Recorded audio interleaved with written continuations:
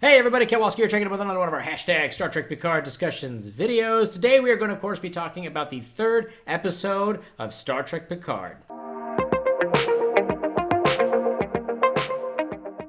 Okay, so like the previous videos, what we're going to be doing is covering my favorite moments from the episode, and then I'm going to jump right into some theory crafting and discussing some of the plot that has kind of occurred and kind of come out from this episode. So let's go ahead and jump right into it. So, the first thing that I really enjoyed about this episode was seeing JeanLuc Picard back into uniform. Now, obviously, we saw this Admiral uniform both inside of the Picard Countdown comics, and it's been passed around the different convention halls, starting with, I think, Destination Star Trek last year. So we saw this uniform, kind of gave us a good indication that he was going to be in it at some point, because why would they spend the money on making the uniform if they didn't use it for the actual show? So it's great to see him back in this uniform. It looks fantastic on him. I actually thought it looked even better from the mannequin display on him, which is something that I kind of commented on when I did my review breakdown of that particular photo. But I love seeing him back in the uniform and kind of, interacting with Rafi, who is also in a similar styled uniform. So honestly, it just looked really great. The next thing up that I really enjoyed was seeing, of course, Hugh the Borg back. Johnny Dell'Arco has done his triumphant return as one of the, well, I guess you could say one of the few liberated Borg that either A, has survived, and B, is working with, other powers in the quadrant. Obviously, we got to know him in TNG, because, Picard and everybody were the people that were responsible for him severing his connection with the collective. Then he had some run-ins with Lore and all that different stuff. And in Star Trek Online, Hugh the Borg spent a lot of time building the liberated Borg front inside of the Delta Quadrant and trying to, I guess, try to get more Borg liberated from the collective. And we worked with 7 of 9 on that front and all that jazz. But clearly they're gone with a different approach, because he's in charge of the Borg Reclamation project on the Borg Cube. Now, it doesn't look like he's in charge of everything going on, because he still refers to the Romulans as his hosts, but he is back in action, and I thought he did a fantastic job. Very much felt like a aged version of Hugh. I think the way he speaks, the way his mannerisms are, were very natural, very great progression for his character, which is really hard to pull off, from his side, because it was a very simple character. He had, just 2 episodes really that were kind of focused on him, and to kind of bring that character into the future, decades later, and kind of show progression, but also similarity to what we knew from the past, is not an easy task, and I think he pulled it off beautifully, so great job there. The next thing I really enjoyed was having more and more spy thriller elements. We had a lot of that from the first 2 episodes with the cyanide capsule pills that spit acid. We had that with, the secret organizations, clandestine things happening, and secret, and murder, and mystery, and trying to uncover things in the second episode. And then we get even more of that with the third episode, which I love the sequence here where Commodore O is like behind Agnes, and she just kind of appears, and she's wearing the sunglasses. It's very spy thriller, and she's like, I want to know about your meetings with Picard. And I don't know, I just really enjoyed that. I feel like they're really trying to play up that spy thriller aspect of the show, at least at this particular point, for this particular portion of the chapters, I guess. These first 3 chapters of the story are very spy thriller-esque, and I really enjoyed that. I thought it was fun. Something else that I really enjoyed, and I kind of noticed it happening quite a bit every time we were on the Borg Cube now, is different like little squares and different objects are kind of moving back and forth between the walls and kind of reattaching into different areas, and they're kind of just in the background. It doesn't really focus too much on what's going on in it. I think it's just kind of the normal functions of the Borg Cube, that it's constantly kind of like repositioning itself, and these different things are kind of moving around. I thought that was a really nice touch. We've never seen that before on Borg Cubes. Obviously, everything's always, very, got hoses, and, you have your regen areas with your green kind of electricity bolt things happening over there, and a lot of dim lighting and steam and smoke and very dimly lit and stuff like that. But these cool, like, little squares and cubes and things zipping back and forth between the hallways, slowly reattaching into the hallways, kind of added a sense of mystery and constant changing and danger to the surroundings, that it was a bit uneasy, because you never know, maybe you turn the corner and part of the hallway is gone because it's moved over to the other side of the wall or something crazy like that. I really enjoyed that. I don't know if it was something that's going to be played up into in later episodes, or if it was just something that somebody thought that was a really cool idea to help add to the mystery of the Borg Cube. But if that was an individual's idea, I think you did a fantastic job with that, because I thought that was a really nice touch, a really great way to add some more layers and depth to the scene of just hallways for the Borg Cube. So great job there. Another thing that I really enjoyed was this beautiful hero shot of the La Sirena. We've had a few shots of it before, but nothing that has shown the entirety of the ship. Now, I think it's pretty small in comparison to other starships that we've seen kind of focused in on in Star Trek as the primary ship, but I like it. I think it's very, very unique in its design. I think it's got a cool color scheme to it, which sounds kind of lame, I know, but I'm just excited about it. It looks very, very foreign to what we've seen before inside of Star Trek, so I thought the design was really, really well done. I thought the inside, I thought thought originally the inside was going to be a little weird because it looked kind of big and empty inside of the still shots that we got online. But right now they're doing a great job with shooting it internally to give it some great kind of, I guess, depth and also some kind of real weight to the different set pieces in there. The bridge looked really cool. The captain's chair area looked really cool. Rios' quarters looked really cool. Everything about the ship internally was really great. Speaking of the La Sirena, obviously we get to meet Captain Rios. This is our first time meeting him, and I thought it was great. He's really hamming it up with that whole swashbuckler, loner ranger, drifter, kind of a troubled past type attitude. Very Han Solo-esque in some regards. He's got his cigar and his beard, and he's got blood and stuff, and he doesn't even care. He's throwing tequila on it or whatever. I thought it was really, really cool. I like the fact that he's kind of a rougher character than we really have, but he's also got kind of a clean streak to him, which Picard, relates to inside of the sequence that they have together, where he's like, this whole ship is run spick and span up to Starfleet regulations, but you're not even in Starfleet anymore. And he's like, get out of here, don't try to psychoanalyze me. I'm just a cigar-smoking, toting, falutin' bootin'. I don't know what all that was about. Anyways, I really liked his character. I thought it was great. I can't wait to find out more about that mysterious backstory, and I can't wait to see more sequences with him in it. Talking about new characters, obviously we spent a lot of time with Rafi, who was Picard's last first officer before he resigned from Starfleet. Now, she was also with him in the Picard Countdown comics and was with him on the USS Verity, and they were, kind of in charge of the whole Romulan evacuation program kind of together, and we get to see her really utilizing some serious drugs. I thought that was just going to be kind of a character description, but she's literally sitting there smoking something called snake leaf out of like an e-cigarette thing, and she's supposed to be having hallucinations. She's clearly got a drinking problem. There's bottles and shit all over her place, and it was definitely kind of impressive for the set designers and kind of bold in some regards that they went with the smoking and the e-cigarettes and all this stuff like that, because obviously one of Roddenberry's main tenets was no smoking in the future. Nobody was allowed to smoke, but they have this person doing it, but it's not just as a casual thing. Like, it's clearly connected to who she is as a character at this point. She's not just sitting there lighting it up to look cool or to showcase different things. Like, she's clearly dealing with a lot of issues, and she's trying to utilize drugs as an escape there. And the commentary, we have a huge issue with drugs right now around the world, and even in the United States, a massive issue with drug use.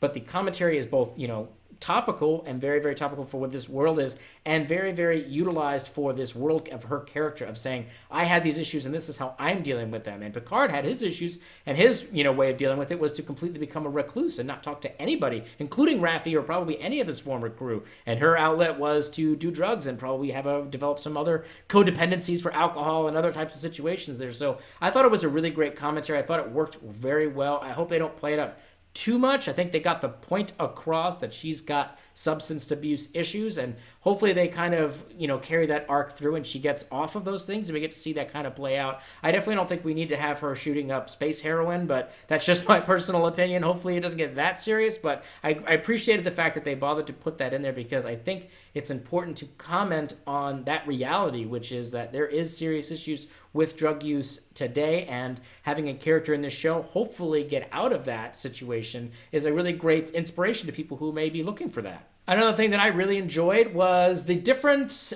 emergency holograms that Captain Rios uses aboard the La Sirena. We saw the emergency medical one, who seemed to be kind of a lower grade one because he wasn't doing all of the medical pieces correctly. It seemed like Rios was getting impatient with his, meticulous nature, because maybe he's like an older model or something like that. And then, of course, we had the emergency navigational hologram, who had like this really weird Irish, Scottish, English accent, which I thought was a great homage to like Scotty and O'Brien. And I like the fact that the engineering, hologram has that accent, and of course it would, because all the great engineers have this kind of wonky accent that people love to hear on shows. So I thought that was really a nice little Easter egg to kind of tuck in there. I know some people who have an ear for accents probably are like, what the hell accent is he doing? But it didn't bother me too much. But yeah, I like the fact that they threw that in there. I thought it was a nice homage to the great engineers of Star Trek history that have come before, so I really appreciated that. And I like the fact that they all look like him. They're all him, so he's just like hanging out with himself, which is something I think we'll probably touch on at some point during these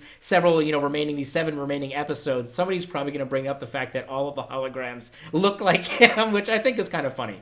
Another thing that I really enjoyed about this episode is the expansion of the Romulan mythos. Like, we're getting all sorts of kind of weird, different in bits of information. We're finding out that there's different sects of Romulan people where, Laris mentions the fact that, Zhaban has the northern heritage, which is, I guess, different ridges on his forehead, and they're more stubborn and stuff like that. And I like how we're getting into this mythos of these different little cards that Ramda was playing with on the Borg Cube, and these different kinds of things that we're really delving into with the Romulans that we haven't really done too much of. Like, Romulans, we know they're bad guys, they got Tal Shiar, they're very secretive, they got a Senate, they know Romulus, and they hate Remans. Like, those are the things that we kind of know about them, but we don't know too much about their culture. So the more the merrier, I think. Bring on the culture. I want that culture. Bring it on to me. Get those juices flowing of Romulan culture. I want it just to flow. So hands down, I would say that my favorite new characters inside of the Star Trek franchise is Laris and Zhaban. These two are both hilarious together, hilarious with Picard, and they kick a whole lot of ass in this episode. And they weren't just messing around when they said they were Tal Shiar operatives, but as characters, I'm going to miss the fact that they're not going to be in every episode. Hopefully we get to fall in love with these other characters. We haven't really got to know them too much yet.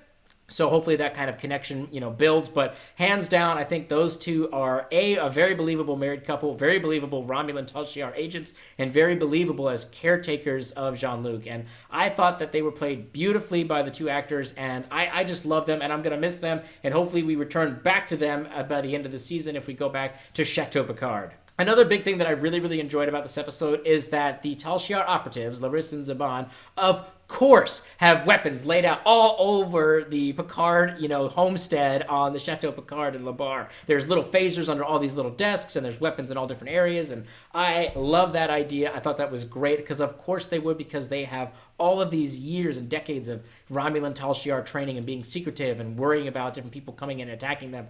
So, of course, they've got weapons all over the place. I thought that was so cool. I loved it. I liked the fact that Picard knew where they were, too. Like, they've all talked about, like, okay, if anyone ever tries to attack the house, these are where all the weapons are. I thought it was great. I thought that whole action sequence was a highlight. And when they first started attacking, we'll go ahead and cut right now to a live feed of what I reacted to when they started attacking. God damn! So I really loved that particular fight. I thought it was fantastic. I thought it was well choreographed, well shot, well edited, and all the cool placements of the weapons. And I was nervous. I thought they were going to kill Zhaban for a second there, and I was like freaking out, but they didn't. They did the right thing, which is to not kill him. So I appreciated the fact that they both kicked butt, survived, and they're staying behind to take care of number one and the vineyard. The final thing that I really enjoyed about this episode is, of course, Picard saying engage, and that whole beautiful musical swell of the La Sirena, above Earth, and just taking off into warp onto their adventure. I loved it. We have officially kicked off the intergalactic adventure, and I am pumped! Okay, so now let's go ahead and jump into the theory stuff of what's going on. So the needle for the plot moved a little bit kind of for the majority of the episode, and then right at the end there, it just jumped from 0 to 60 with a whole bunch more of stuff kind of going on. And honestly, the bottom line is, I have no idea what is going on at all. I barely can put any kind of theory together as to who's who, what's what, and why these people are in these different places and what is going on the deep, deep portions of this plot, which is great because I think we could all guess quite a bit of what was happening for Star Trek Discovery, especially Season 2. But with, this particular show, it is becoming increasingly difficult to guess what exactly is happening in each episode and what the overall plot is so far. Okay, so let's talk about what we found out in this episode. Basically, we found out that Picard did in fact resign because the Federation canceled the, whole Romulan fleet thing, that Rafi believes that a high-ranking Federation officer was involved with covering up and allowing the synthetic attack to take place just so they could use that as an excuse to stop the Romulan rescue armada, and that Ramda, the female Borg, slash Romulan, the reclaimed Romulan from the Borg Collective, seemed to A, know who Soji was, called her the Destroyer, tried to kill herself, and clearly was the last person or part of the last group of people that were assimilated by that Borg. They were on board some kind of Romulan shuttlecraft. They got assimilated by the Borg, and then right after that, the entire Borg Cube was shut down and disconnected from the collective as a whole without anyone understanding as to why. Now, the other piece to that is Soji suddenly learned how to speak fluent Romulan, understood with the little card game that she was playing, understood that Ramda and the people in that room were on board a very specific Romulan shuttle, and that they were the last group of people to be assimilated, something to which she did not know when she walked into the room to talk to Ramda. So she is clearly some kind of empath, maybe. I don't know if she's gathering download information, if she's remembering something that maybe she was about, that happened in the past, because Rhonda seemed to know exactly who it is that she was, and she asked her very straightforward, are you the sister who lives or who dies? So what the hell does that mean? Obviously, they're talking about Daj and Soji, and we know Daj is dead. Supposedly, Daj is dead, so Soji is obviously the one that lives, but what that means, why Rhonda knows about that, why that was on the little card, how they know each other, why would Soji suddenly be able to magically know who these people are? Because she did that in the other episode where some random person that was having all the Borg things removed from them, she touched them and spoke to them in their native tongue, and it seemed like she almost did that like instinctively without even really understanding it and knowing about it. So what the hell all that means, or maybe she's kind of just using some telepathy to read people's minds, because we did see Daj kind of pick up on that a little bit right before she got blowed up on top of the, that building. So maybe she's just reading Rhonda's mind, but then how does Rhonda know who she is? I don't know. There's clearly something going on, and what that is, gosh, I just don't know. But I would say that the clear things is Commodore O, who we find out from this episode is the director of Starfleet Security, was most likely the high-ranking Federation individual that allowed the synthetic, uprising to take place and the attack on Mars to take place. Why she did that, I don't know either. She's clearly in cahoots with the Zhat Vash, so maybe she has kind of a vendetta against synthetic life for some particular reason, maybe some kind of issue in her past that she ran across a synthetic life form that caused some kind of issue, or maybe she had a run-in with Lore, because we know he was up to all sorts of bad shit way back in the TNG era, so maybe she feels burned from something that he had done, or maybe his connection to the crystalline entity and how maybe he assisted the crystalline entity from destroying her family. I don't know. There's a bunch of different theories to kind of attach to that, or why she's with the Zhat Vash and why she allowed the synthetics to activate in a certain way so that they would rise up against, the humans on Mars and destroy Mars. It's very confusing. It's unclear overall what the hell it is that's going on. But we do know that the entire crew's together now. We've got Picard, we've got Agnes, we've got Rafi, we've got Rios, and they're on their way to pick up Elnor. I think from the preview of the next episode, it looks like they're going to be going to Elnor's planet to go pick him up, to kind of bring him along for the journey as well as they go off on their adventure to go and save Soji. And they're on their way to some place called Free Cloud, which Rafi believes that that's where Bruce Maddox is staying. What Free Cloud is, based off of the graphic that we saw, it seemed as though it was some kind of gambling planet, but what the hell that has to do with Bruce Maddox is unclear at this point, or what really Free Cloud really is unclear at this point. But we're excited to find out. I can't wait to see what the next episode is. It doesn't look like we'll see Bruce Maddox in the next episode. That'll probably be kind of halfway through the season, in my opinion. We'll meet up with Bruce, we'll get more information, some more exposition, and then the rest of it will be going to get Soji and then kind of wrapping up the plot and kicking off the second season. So that's just my current theory about that. So I think we're going to get Elnor in the next episode, which will be episode 4. We'll probably have like a bit of a filler episode for 5. 6 is probably going to hit it really hard, and then we're going to jump right towards the end of the season. So I cannot wait to find out what's going on. Anyways, guys and gals, that does wrap up today's Picard review video. I hope that you enjoyed it. I hope that you enjoyed the Picard episode. And I am curious to hear what you thought of it and what your theories are. Get those comments up down below, and we'll go ahead and get this fantastic conversation started. Live long and prosper, my Trekkies!